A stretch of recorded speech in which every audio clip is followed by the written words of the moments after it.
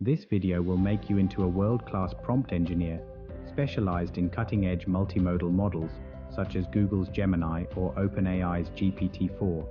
We will cover 5 best practices that will supercharge your prompts, with real-life examples and tips that will turn your prompts into masterpieces. Let's get started. With salaries over $300,000 a year, being a prompt engineer is the most lucrative profession in today's AI landscape.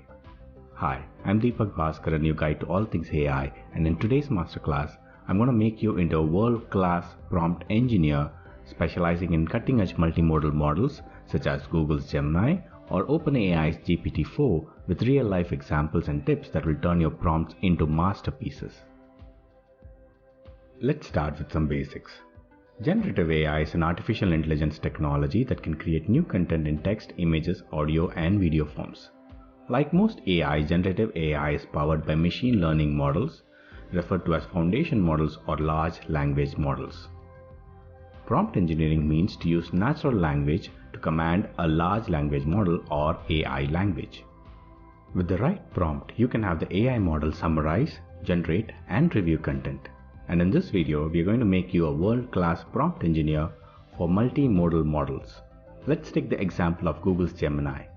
While traditional multimodal models are created by stitching together text-only, vision-only, and audio-only models suboptimally in the secondary stages, Gemini is the world's first native multimodal model capable of making sense just like humans of text, audio, code, images, and video inputs all at once and give you the best possible response.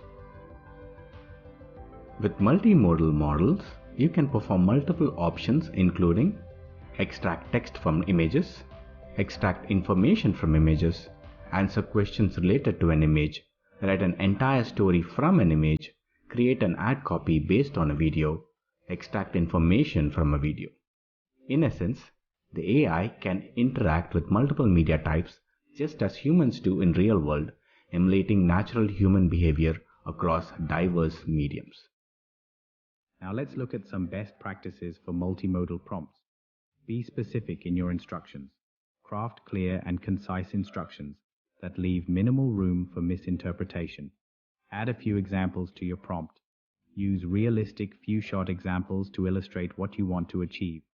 Break it down step by step. Divide complex tasks into manageable sub-goals, guiding the model through the process. Specify the output format. In your prompt, ask for the output to be in the format you want, like Markdown, JSON, HTML, and more. Put your image first for single image prompts.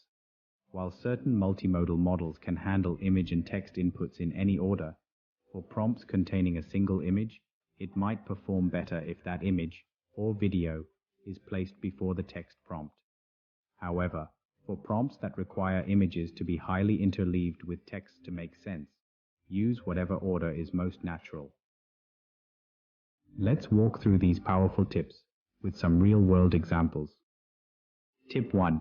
Be specific. Prompts have the most success when they are clear and detailed. If you have a specific output in mind, it's better to include that requirement in the prompt to ensure you get the output you want. For this image of an airport board, asking the model to just describe this image could generate a general description. But to truly leverage the power of the AI model, you need to provide a specific instruction, pass the time and city from the airport board shown in this image into a list, and now you get an improved response. Tip 2. Add examples to illustrate. Multimodal models can accept multiple inputs, which it can use as examples to understand the output you want. Adding these examples will help the model identify the patterns and apply the relationship between the given images and responses to the new example. This is also called few-shot learning. In the example below, the initial output is written in sentence form and also contains the country, Brazil, which was not requested. Now, let's unleash the power of your prompt by adding few-shot examples to your prompt. Now you can steer the model to respond in the way you want. Tip 3. Break it down step by step. For complex tasks like the ones that require both visual understanding and reasoning, it can be helpful to split the task into smaller, more straightforward steps. While the initial prompt gives you a direct response based on the image, we can supercharge the prompt by asking the model to think step by step and listing the key steps you want it to take. Sometimes, I really wish I had the power of generative AI for my maths paper. Tip 4. Specifying the output format. A common problem is the need for model output to be in a certain format, especially if the model output needs to be ingested into a downstream task. With the proper prompt engineering, you can produce the output in the desired format by instructing the model to do so. Let's review 2 examples.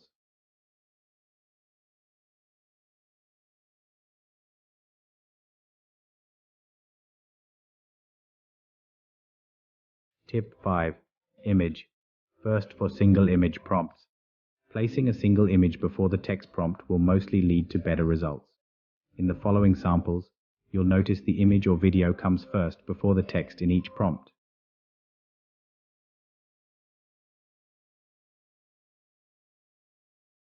Having supported multiple companies through their generative AI journey, I do want to emphasize, there is no right or wrong way to design a prompt.